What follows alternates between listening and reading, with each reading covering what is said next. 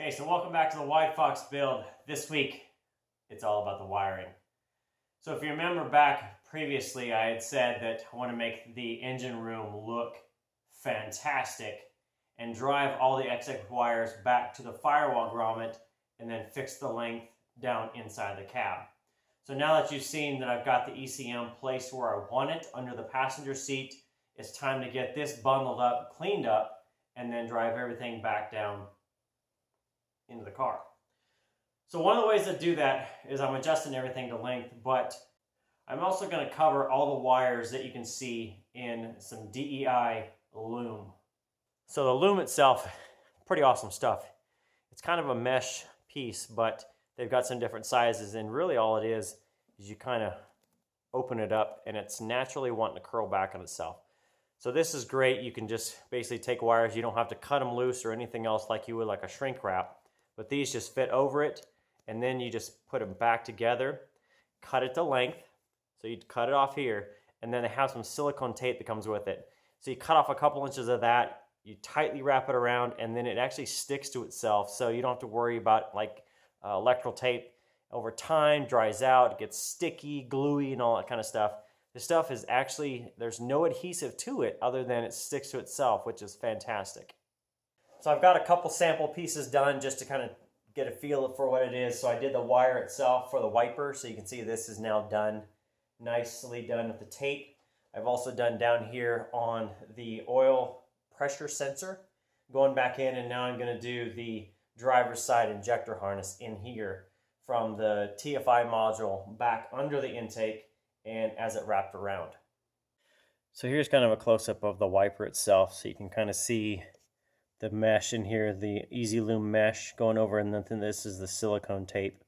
It just sticks to itself. So I think it really cleans up that wiring. Now if I show you kind of the engine, so here is the oil sensor itself going up in. And what you'll notice is that I'm starting to do the small one. So this is a single wire. You've got a couple double wires in that. So I'm working from the branches on the injectors back to the main one. So now I'll switch up from the smaller size I have, that is going to be the 8mm or the 5/16. Now I'm going to jump up to the next size that I have to go into this bigger bundle, and I'll go back from the TFI module, incorporate the plug here, tie that up, and then I'll go back. And these I'll start tying in here, and at each base I'll wrap those in silicone tape just to basically get those connected there. So once I go there, it'll then start going back, and then I'll build into a smaller harness to a larger harness all the way around until I pick up this other side over here. So you can definitely see some more progress. Now, I have put the power steering system back on. I did put the alternator on, so you can kind of see the chrome plus the tensioner. Now, I showed you kind of the beginning of this. So obviously everything is wrapped, jumped up a size, going to this next size here. And then it got to the back where it goes right behind the engine here. And this, I went to actually an extra size. So this junction in the tape goes to the next size. So everything's good all the way through. And then I jumped up the size. Now again, on the far harness, I did the exact same thing. Now I did remove the canister circuit, so that's out. So you have basically your water here, you've got your injectors, everything comes in. Now this of course gets a little crazy through here because you have an IEC coming out. So you just kind of have to take each little branch at a time and then connect them up. So that goes in, injector, injector, injector. Now this is where the salt and pepper connectors were that I removed. So all of this now comes this way. And with these two harnesses, which is going to be your coil and then a connector, I've decided I'm going to actually route those internal to the car versus across the back of the firewall. So what I'll do is I'm going to pull these back into the car itself and wire them, because I have to lengthen them probably anyway. So I'm going to lengthen them on the inside of the car and then bring them out with this wiring here. So the coil will go up in the inside and out to here, and then the other piece is main connector. So if you guys are like me, you're probably a little bit, if not totally, a visual learner. I can read a manual all day, but until I get my hands on it and see it, it doesn't make sense to me. So what I've been doing back and forth that I haven't shown, but I'll give you guys this tip. I have all the wiring harnesses for the 92, and I know a lot of the circuitry I don't need because it goes to like airbags or a bunch of stuff that I'd never had. So the 92 had power windows. I don't need any of those circuits. What I really need to keep is going to be the harnesses and the circuits just to make basically the ECM run. Now, how I've been kind of doing this back and forth is I've been laying out this harness. Now, this is the main beam harness, the main IP harness, whatever you want to call it, the main harness of the car, really. It's got all the airbag circuits, it's got all the dash. It doesn't really have the ancillaries, but I know at this section here where this big grommet is, it goes through the firewall and goes into the engine. So some of the things I've been doing is I knew I had a headlight harness from the 92, but I didn't need it because I already have one that's specific to the 80, the 4i. So I've been just kind of laying this out, checking myself, kind of checking my work, as you will, of what I needed and what I didn't. The stuff I do need, I need to take out of this harness, obviously. The stuff I don't need, it's just going to honestly go in a box and kept. So if you guys are a visual learner, the tip is lay out the harness literally on the floor, kind of in the shape it goes into the car. What it's going to do is help you remember, especially for me, being 18 months difference of when I started this to where I am now, it's going to help you remember where this stuff actually goes and where these connections are. A lot of stuff I've moved now, so now I'm going back and trying to remember, okay, well that was there, so I now need to move this harness over here, and that connection point was up there, and now it needs to come back here. It's helping me kind of jog my memory, and it's helping me remember which connections go where, what I do and what I don't need. So here's the finished product now looking at everything. So again, all the harness there has been pulled back inside, everything's going in. Now the MAF and the O2 sensor, I'm going to run on a separate hole coming out through the fender itself. It's already there, I just need to basically put a grommet in it and then lengthen the wires. So the wire coming across, of course, it'll go on top of the coolant going into the heater core, which is that hole there. And then if you look across, so the bracket there, that is where I welded up.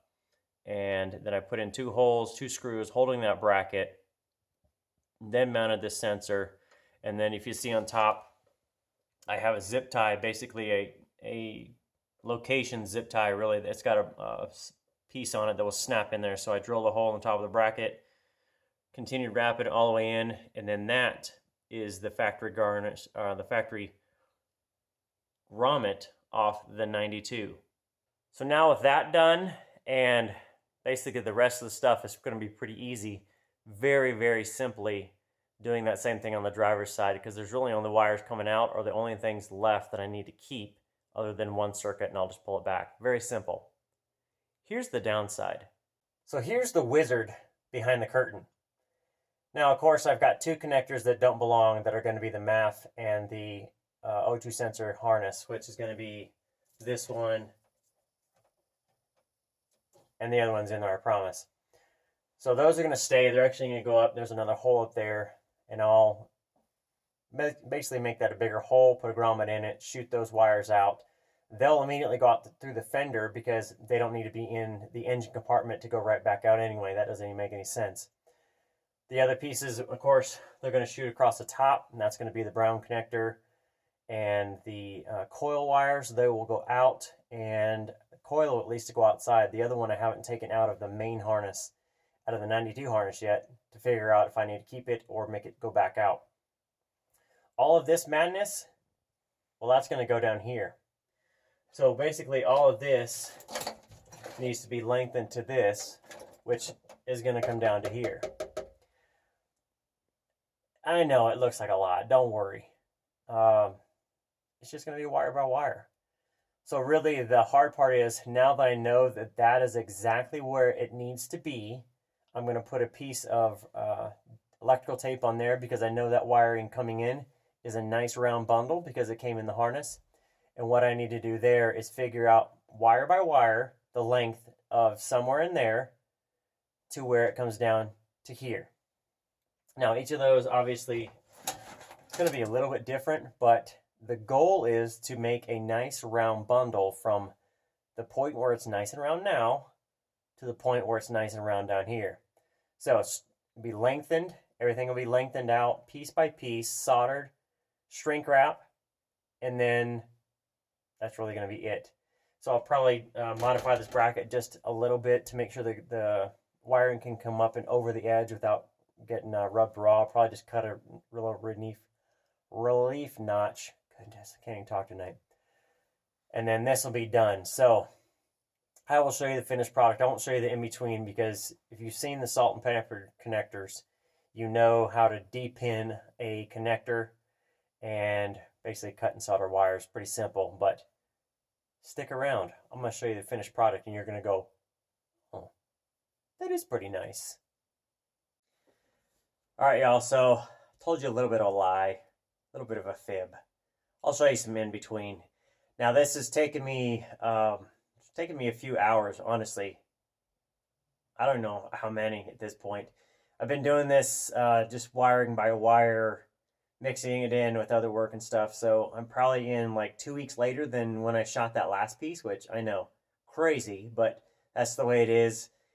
You just got to work on it when you got time. So what you can start to see is that I've got some major bundles now. This is the MAF and the connector for the O2 sensors that runs up through there. Remember I said I put a grommet in, so that's in.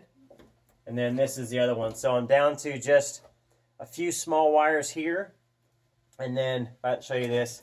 This is kind of some of the madness left. So a lot of this is the relays, which I need to find a home for. I think I'm going to put them next to the ECM. And then just really honestly de-pinning everything, untangling it, and then making it done. But I'm pretty excited about how the MAF and all that stuff turned out. So let me show you. So inside the engine bay itself, you've got your MAF and obviously your hot air intake. And I've got it running down through a grommet, so you can kind of see down there, it runs in there. And I didn't put it through this hole here with the cover just because I want to make sure that I can reuse this later if I ever go to a different intake. Now, of course, on the inside of the fender well, you have your connector from the engine that goes up. This is your connector, and this is the wiring running up in there. So it's kind of dark, but the back side of the connector of the MAF comes in here. And then you've got these wires. Now these are going to be tucked up in here, and because this is hollow up in here, what I'm going to do is basically cover all this up in plastic sheathing and then zip tie it up similar to a zip tie that I used on the main harness there. So that'll go up, and then there's the grommet. Whew. There's the grommet that I put in for those wires to go through. All right, so here's the finished product. Now everything's lengthened, and I've got a little extra length down here at the ECM, so not a big deal. I'm just going to tuck it into the carpet, put it right underneath the bracket in itself, and it came out pretty nice. So let me show you the finished product. So there you can kind of see the wires coming to the firewall. One goes to the engine bay on the left, the bigger loom. The right goes out to the MAF and the O2 sensors and that.